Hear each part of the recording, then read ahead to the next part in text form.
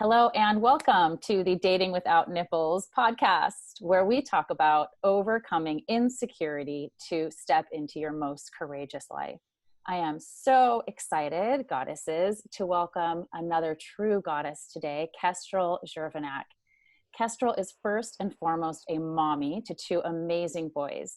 She is the creator of Hot Mess to Goddess. In finding what she most wanted to bring to the world, she found that it is her ability to be in hot mess, own it, and transform it into goddess energy. It has helped her in the most in finding her pathway to self-love, the path of the goddess. It's not always perfect. Sometimes it's messy, but it's always powerful. She works with movement, essential oils, and the chakras to help women connect to the goddess within. Kestrel, I'm so happy to have you here today. Thank you for joining. Thanks so much, Alissa. Absolutely. So I love this holding both energies of the hot mess and the goddess. I'm thinking that there have been some moments in your life, some transformational experiences that have made you feel messy at times and super powerful at times.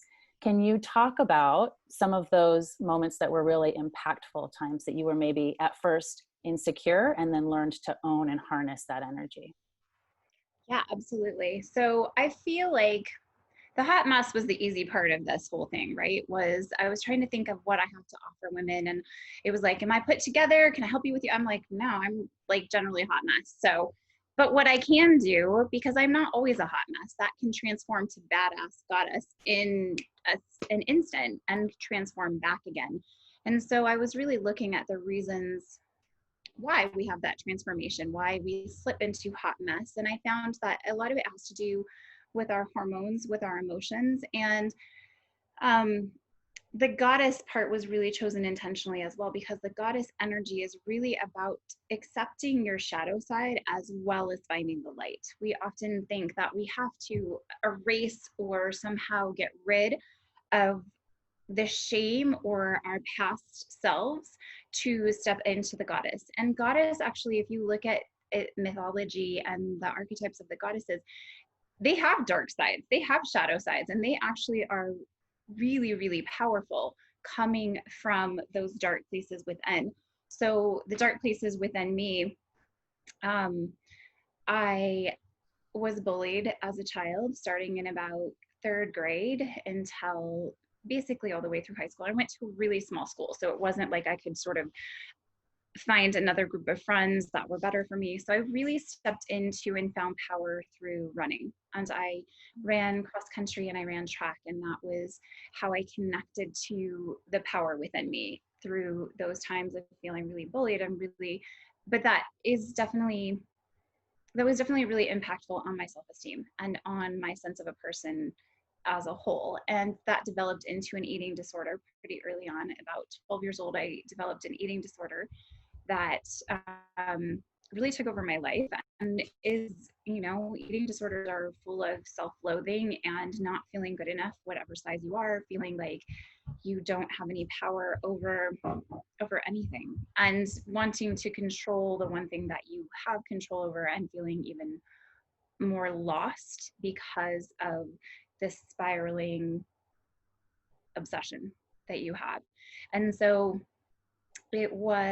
and I had a pretty serious eating disorder until I was around 28 years old. And then I almost died from it and figured I should, get some control over this, like really try to figure it out. And started really tuning in and listening more to my body and more to what my body needed. And I started teaching movement when I was 22 years old.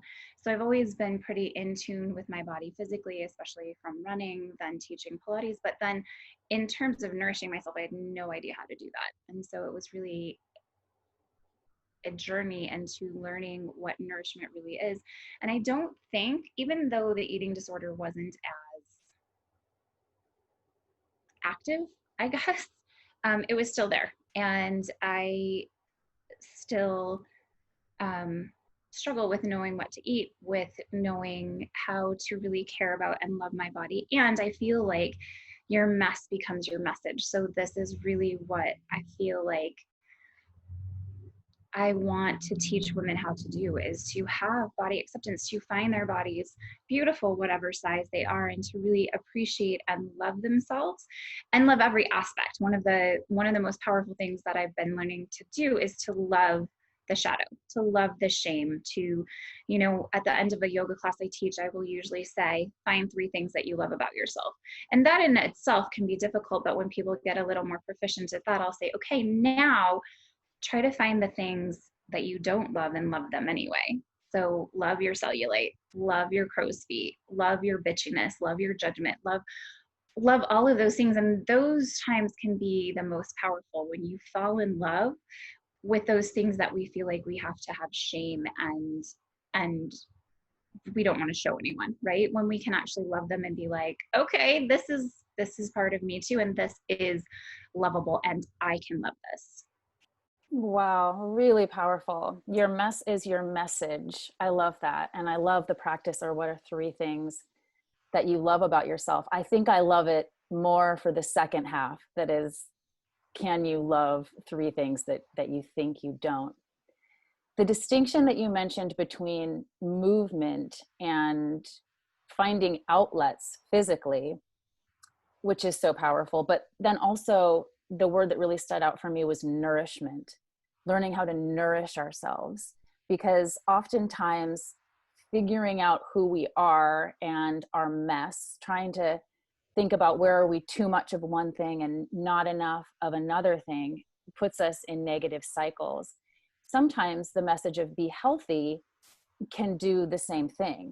You know, I'm skinny, I'm strong, all of this, but to really throw in the concept of nourishment and self-love, that's amazing. What are some practices that you do that are just nourishing and that pull you out of the cycles? I know that eating disorders can be cyclical. Shame thoughts can be cyclical. So what are some of the things that are just pure nourishment and self-care for you? Um,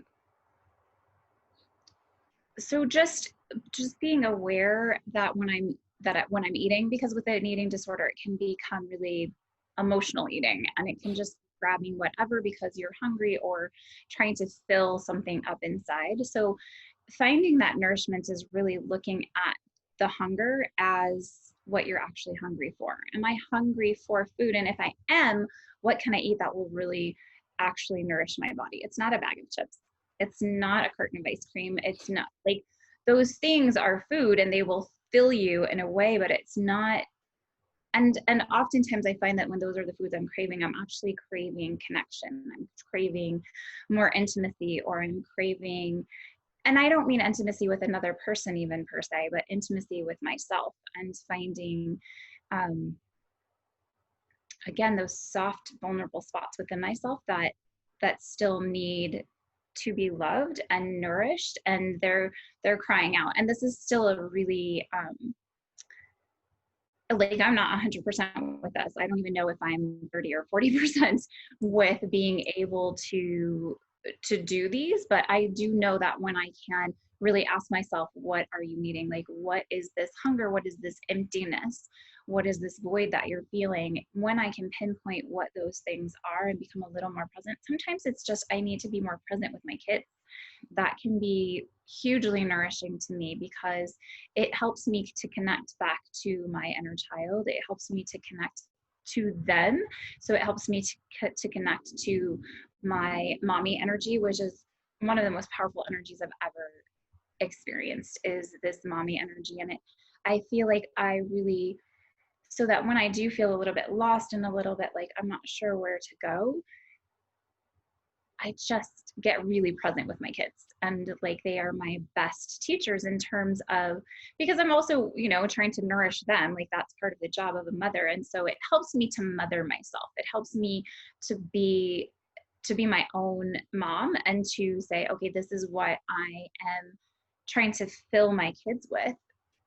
What do I need? You know, like, is what I'm offering them, can I offer that to myself? Can I continue to and connect to that mothering side, which is what I'm really craving. Oh, that was good.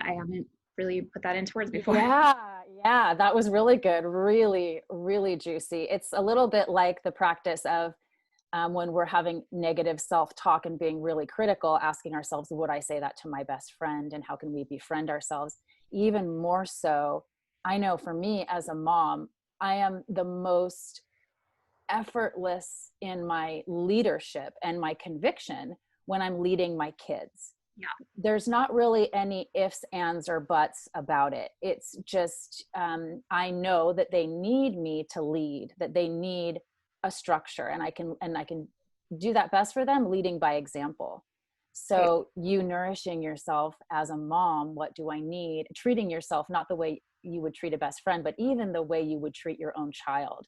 Really, really loving, really powerful.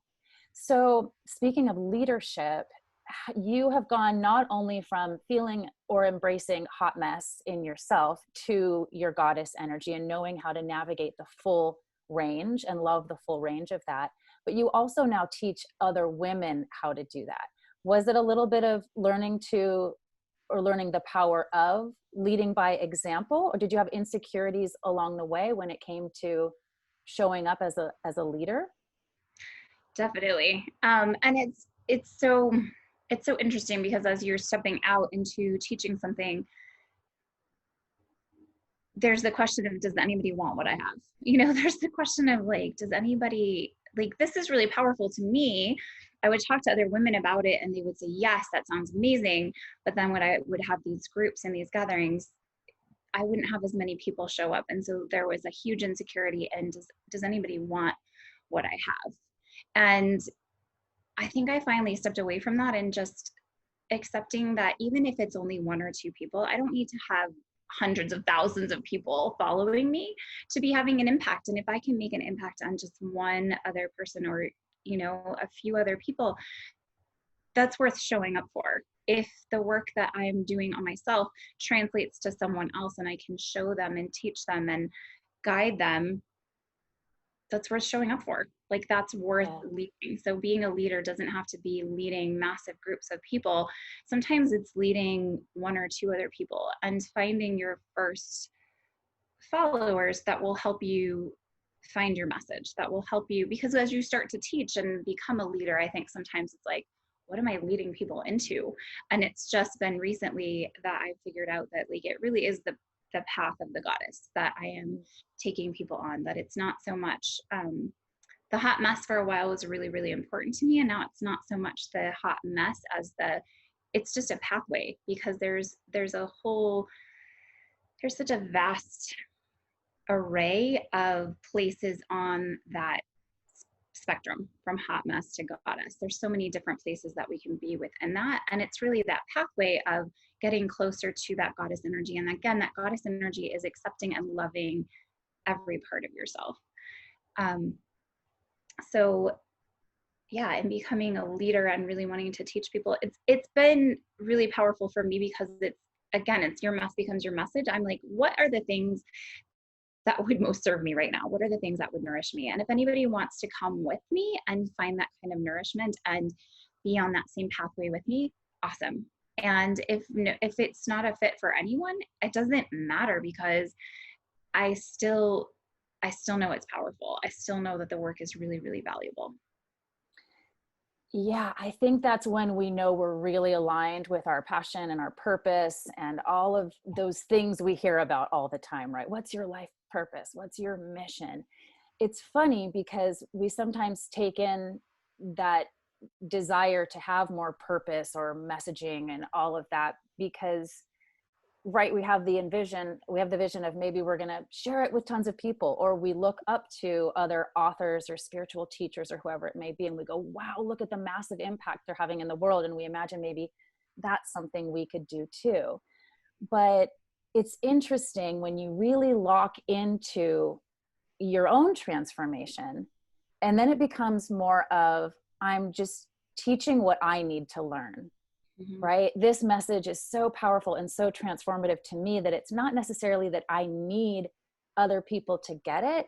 It's just that I need to share it. It's almost like an overflow of gratitude and energy for this big aha, this big realization that that energy needs to go somewhere, and we can't help but want to just self-express and share. And then it's true. I hope this does help somebody. I hope someone gets to feel the love and the gratitude and the empowerment that I'm feeling from this. But if not, okay, I feel satisfied because I've let it out. I've put it out there in the world. It's so interesting to me, because the more that I get into that space of, I know this is valuable, and I know I want to offer it, and whoever connects to it, awesome. But it hasn't been from this place of like, I need to have all these followers, or I need people to tell me how impactful this is for their lives. I just know this is good. Like, I just know this is really good stuff, and I want to share it. And then as I share, people are like, oh my God, that was incredible. That was so transformative. This is really changing my life.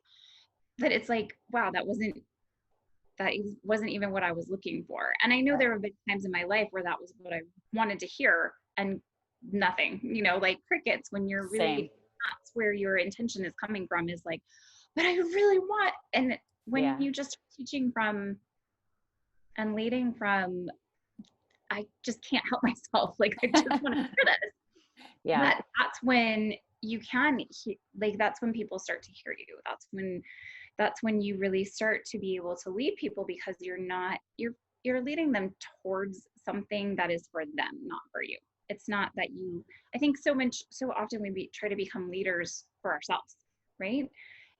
For some sort of reward or ego or some pat on the back. And it's, when you become an actual true leader, it's not for that at all. It's because you know that the path you're on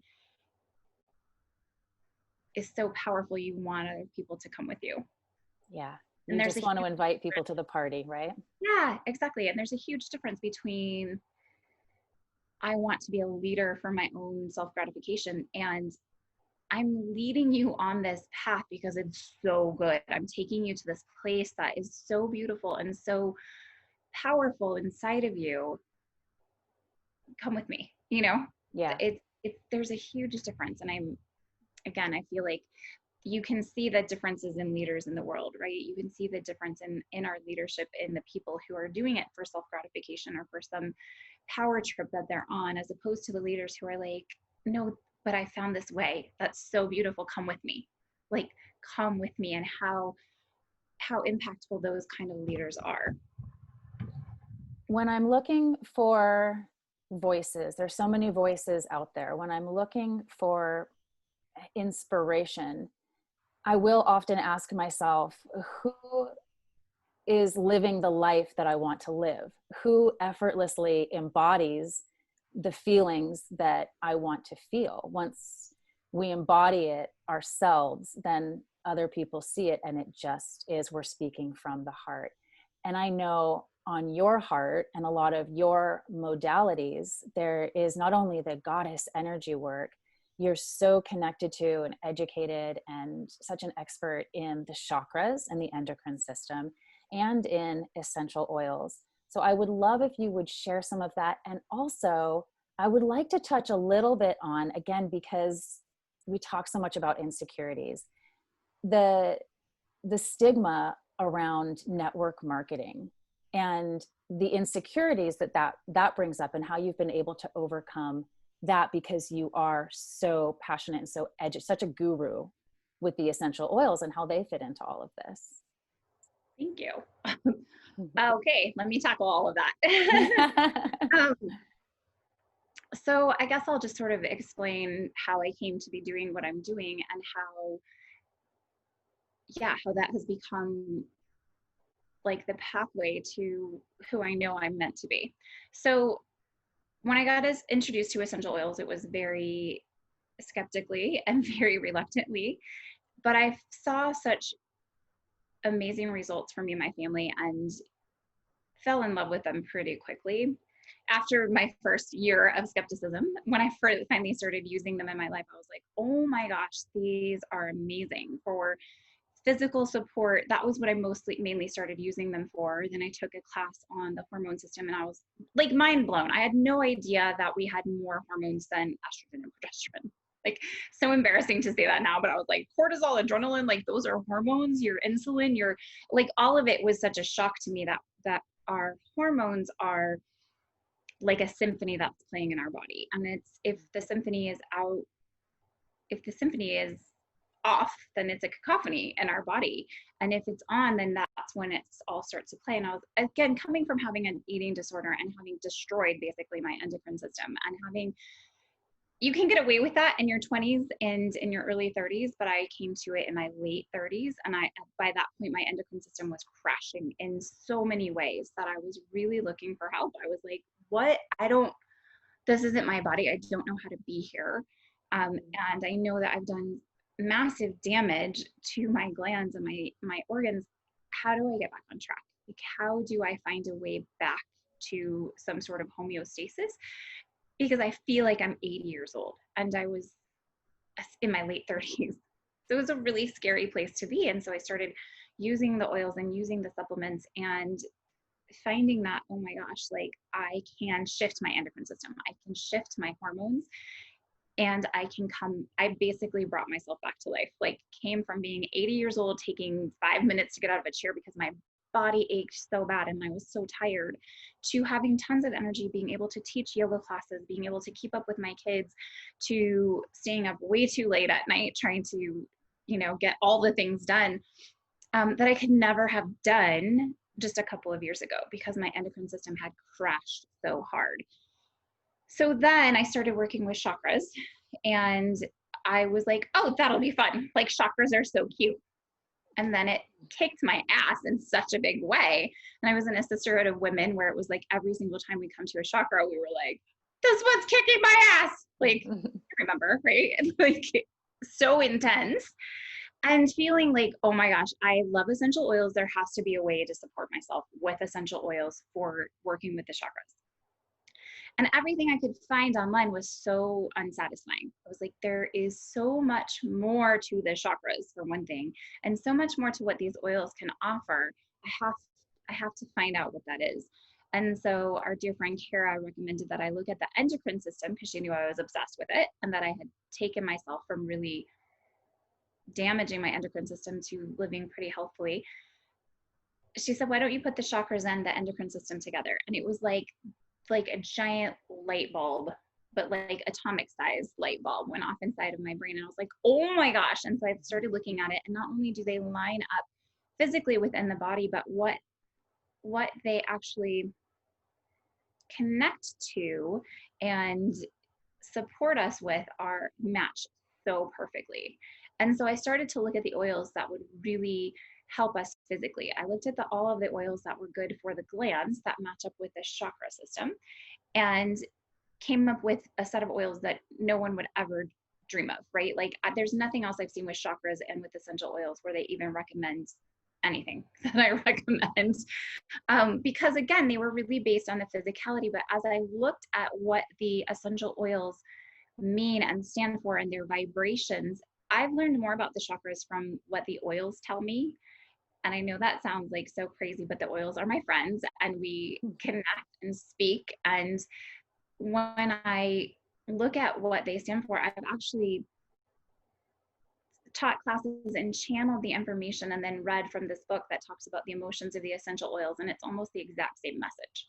And it didn't come from me reading the book beforehand. It came from me speaking and channeling what was inside and what I needed to say about the chakras, and then reading the book and having that oil that was in the chakra blend match exactly, like even word for word, like mind-blowing connection. Knowing and helping me know I'm on the right track with this, not to mention the physical and emotional response of women when they put these oils on. They go from feeling like a hot mess, feeling like they're in fight or flight. And like, I actually watched a woman come up to me and she was really frazzled. She was in 10 different places. Her energy was, and her face was like dark gray. Like she had this really intense darkness to her. And I was like, okay. And it was at a holistic fair, and my line is like, hey, can I oil you up your chakras? And she was like, no, I have to go meet somebody. And I was like, but she kept staying with me. Like she didn't go. And I was like, let me just give you these oils. And I gave her the oils. And when we got to the crown chakra, this the grayness and the energy lifted and her whole body transformed. Like it was, and she felt it, and like everyone around her was like, whoa, that was amazing. And I've seen it happen with so many other women of going from, I'm about to kill my husband, and I'll say, put your chakra oils on, to, okay, he gets to live and I feel fine. Like I really can go about the rest of my day because I'm not in fight or flight. I'm not freaking out anymore. And it's that connection between the physical, what's happening with the hormones, and our emotions, and how those two tie in, and how that affects our chakras. Our chakras are the energy centers for our body, and our emotions throw off a lot of energy. And so basically energy just passes through us unless there's an emotional charge to it. If there's an emotional charge to that energy, it gets stuck and trapped in one of our chakras, and maybe in more than one. But once that energy is trapped in our chakra, it becomes the filter for how we deal with other energy coming at us. And so that's why you start to see patterns repeat over and over again and feel like, why am I living this again and again and again? And it's because you haven't siphoned that energy out. That energy lives within your chakra, and that energy attracts more of the same energy. So you always have that filter of, again, and it can be as small as getting lost as a 3-year-old in the supermarket, not being able to find your mom for a minute, but what feels like hours for you, and knowing in that moment that you got abandoned, right? That fear, the anger, the frustration, the sadness, all of it comes up for you, right? So that gets stuck in that chakra. It ties that first little knot. And that's how I look at the chakras, is it's not a way of just like you open the chakra or you close it or you balance it. It's about opening the chakras all the way and untying the knots and those entanglements so that you're able to let energy flow through you. Who wants to be controlled by their emotions? Nobody, right? Like that's a really hard way to live. And the way that most of us live is that we have emotions hit us, they get tangled and they hit the chakras, we react from there. Instead of, I've untangled these knots, the energy can just flow through me. I'm no longer a slave to my emotions. I'm no longer living in a place where every emotion impacts every action of my life. I have a choice. Yes. And you're not in argument with it. Right. Right. And it's that acceptance of this is part of me. And it's knowing, okay, so to unravel the chakra, it's like a fishing line, right? You never have just like one little knot that you can kind of find the end and you get rid of it. It's always like a massive knots. Like you're like, oh, my thought is always like, just cut that end and cut that end and like time. You can't do that with the chakras. Like you have to go in and unravel each knot at a time. And it's not like chakra work is something one and done. You don't do it one time and then you're done. And that was what were finding in the sisterhood, right? Was that we would get through one chakra and then we'd be like, okay, I just cleared out so much energy and so much like intense emotion. And then we'd be like, and I'm still not better. Like I'm still not totally free from this. So it's because it's a lifelong process of unraveling the knots and the energy that we have in those chakras. So how does that tie into network marketing or to selling essential oils? It's so interesting because when I decided to do doTERRA as a business, I find this to be so fascinating because you're like, oh, I'm going to sell oils. Like that'll be fun. And then all of a sudden you're doing the most intensive personal development work you've ever done in your life. You're like, I want to sell. And then you find like, I can't talk to people because I'm afraid that they're going to think that all I'm trying to do is sell them something. I can't connect with people in an authentic way. I feel sleazy. And none of it has anything to do with offering people essential oils, right? Like it has nothing to do. It has to do with your sense of self-worth. It has to do with those knots that you've tied in those chakras. And so I highly recommend network marketing as a way of personal development because you really do. First of all, you have a whole group of people who have been there. So they're cheering you on saying, oh yeah, I remember when I felt this way. And here's some ideas. Here's some books that you can read about self-worth. Here's some books that you can read. And they're cheering for you. They're really helping you and guiding you along the way. But it's also, over years of therapy, this has been the best therapy and the best personal development for me because your stuff comes up so fast because you are trying to create and build a business. So you're trying to do it every day. And I feel like a lot of times with personal development, we're sort of like, oh, my therapy session's on Wednesday, so I'll work on myself on Wednesday. And like the rest of the time, we're like, fuck it, I'm not doing that. Like that sucks. Whereas when you decide to take it on as a business, it's every single day that those things are coming at you. And the more you really connect to and commit to your business, and I think this is true for any entrepreneur, it's not just for network marketing, but I do find with network marketing, because there is that stigma of like, it's a pyramid scheme and there's so much negative connotations around network marketing, that you then have one more layer of, I actually think network marketing is a brilliant way because you have so many people supporting you. And it's not just about making the CEO of the company richer. It's really about, if I'm helping you, then you're helping me. And you're not in competition with everyone around you. You're actually in collaboration with them. And I feel like that is such a beautiful way of doing business. And this is after coming from sales at a newspaper in Hawaii, where there was a lot of competition. Like we all got along as salespeople. And I remember really wanting to help my fellow salespeople, and I would take their customers, and the customers would be like, but I really want to work with you. And I'm like, no, but you're so good with the person that you're already working with. But feeling like there was that competition, and knowing that somebody could steal your client from you, or like it was a little more cutthroat. And so what I really love about this is it's sales, but you're doing it in collaboration with someone else. And that if you're helping your fellow salespeople, that is actually benefiting you and you're actually making money. Because again, when I would help my fellow salespeople at the newspaper, it felt good. It didn't pay me at all. So it took me away from my paying clients. And again, it was like, but I want to help them because that's just who I am. But it was like, man, it'd be great to get paid for this too. And with network marketing, I can do that. I can help people make sales. I can help them connect with people. I can help their customers to have a really good experience, and it pays me too. So I think it's a really beautiful way of doing business. And I work with a company that there's so many sleazy network marketing companies, so I get it. But we have an amazing product, and most people are not doing it for the business, which is what most network marketing is, right? You sell people on the business part of it.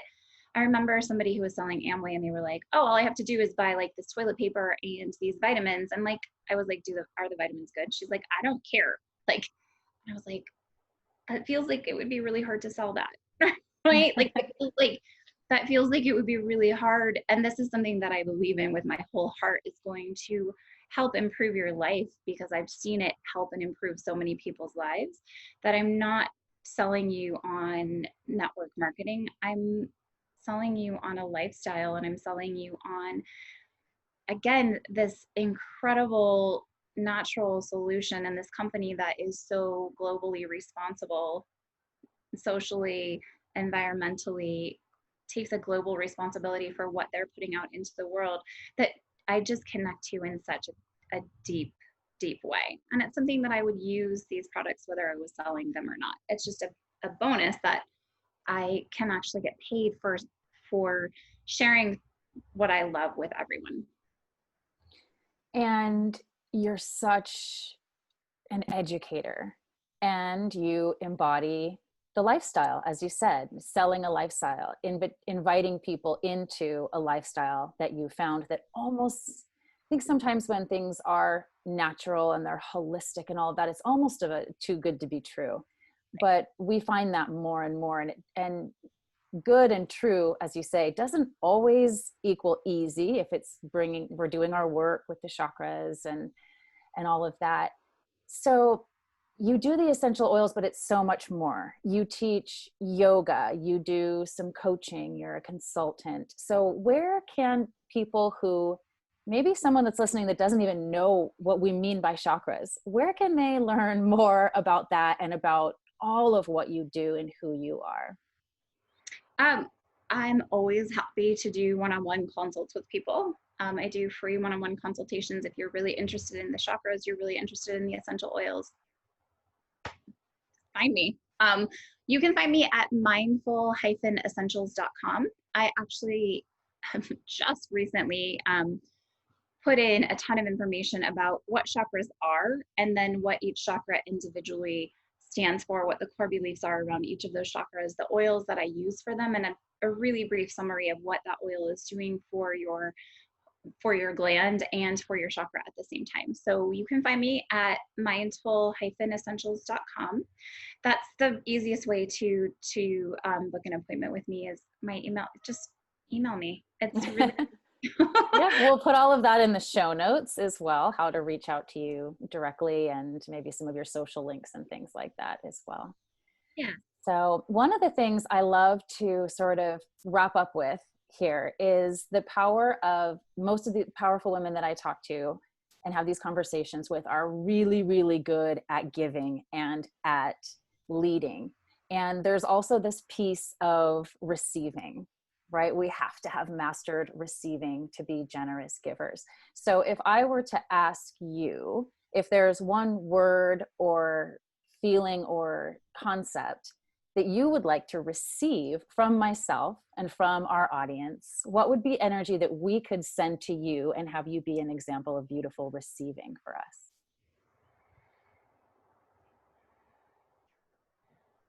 I think my answer is always, it's a little bit twofold, but it's choose love.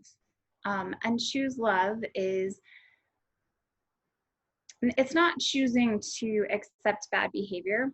It's actually demanding that behavior is loving. And that means loving towards yourself. So if that means leaving a relationship that doesn't serve you, because I think oftentimes we feel like, oh my gosh, I have to love them no matter what. No way. You have to love yourself no matter what. So when I say choose love, I mean choose to love you. Choose to love who you are. And the second part of that is, I want to reclaim shameless. I want to reclaim bragging. I want to reclaim pride. It's crazy to me that pride is one of the 7 deadly sins. That is insane to me, because we've been so pushed down and so it's been ingrained in us that we can't feel good about ourselves. We're supposed to feel shame. We're supposed to dim our light so no one around us feels bad. When that happens, we all feel super shitty about ourselves. Mm-hmm. Like when you're with somebody who doesn't feel good about themselves, is it fun to be with them? No, you feel really bad. Like it's really hard to be with them. And I know, because I was that person for a while. I think I was even that person with you, Alissa, of like, it was hard to be with me because all I had to bring was shame and pity, And I remember you being somebody who was like, I know you're better than this. Like those were so powerful. Those moments with you of you saying, I know you're better than this, step into it. Like, I call bullshit on this, was like so powerful to me. So it's that, what I want to receive is everyone's brilliance. I want to see everyone shine as brightly and as beautifully as they can, because there's so much more power in that. There is, when we're trying to make each other feel better, or we're trying to bring ourselves down so the person around us doesn't feel good, we're doing the opposite. We're not leading by example. When you allow yourself to be as bright and brilliant and shiny and big as you possibly can, you're allowing everyone else around you to shine their brilliance too. And that is, again, that is choosing love. It's choosing to love yourself, and it's choosing to express that love outwardly. Because a lot of times we can sort of feel like, okay, I love myself inside, maybe a little bit, but like then we get in front of the mirror and we try to say, I love you, and we burst into tears because it's just not something that we're feeling. It's not something that we're embodying. And when we can actually truly choose to love ourselves and to then express that, you're not asking for anything from anyone when you love yourself enough, right? When we don't love ourselves, we go into relationships and we're like, I'm going to love you so hard that you're going to love me back, because that's where I'll find my self-worth. That's where I'll find my power. And the opposite is actually true, in that you have everything you need inside of you. The more that you love yourself, the more love you have to give, and the more love you'll receive, because we don't need it. Like, you're already filled up. You're not coming from this place of like, please love me, please put me back together, please heal me, which can be really hard on someone. And it can be really hard on a relationship, as opposed to, here I am in all of my brilliance. How can you not love me? And it doesn't freaking matter if you do or not, because I love myself enough to just have love for everyone. You know, like I really feel like if everyone globally could accept and love themselves and express that love outwardly without the fear, without the shame, without so much of the things that we pile on top of that, we could just love ourselves enough, we would stop fighting. We would stop needing to put other people down to elevate ourselves. And again, we would stop living in this place of darkness and shame, and we would live in this place of light and love. So that is what everyone listening can do, is shine, be brilliant, be all that you are, be as bright and as shiny as you can, because that gives me permission. And I have to step up to that shininess. I have to step up to that brilliance. I have to step into that light and love. And I so want to meet you there. Yeah, it is a permission slip. And even more so, it's something that we need, right? I call it bold self-celebration, and I know how good it feels. And I know that it liberates others who want to do the same. But I love your perspective that we really need each other to do that. So I am sending you, everybody listening is sending you, we are sending each other our audacious, unapologetic, full-blown brilliance. And thank you. Thank you so much for sharing your story. Thank you for being here. So much love. And until next time, everybody, be brilliant.